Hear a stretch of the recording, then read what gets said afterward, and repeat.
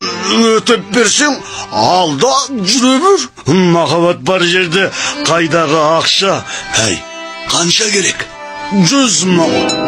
Міне ақшаң. Тек тойды бүгін жасаймыз. Бойжеткеннен ешкім еш нәрсе сұраған жоқ. Бұл жігіт қызға ұнай ма, ұнамай ма, байға ақша төленсе болды екен деп ойлады. Бай мен жігіт екеуі өлгенше мас болды. Сен осы мені сыйлайсың ба? Сен менің қайнатамсың ғой. Қалай сыйламаймын? Қайнатаң емес. Маған бәрібір. Қайнатамсың ба?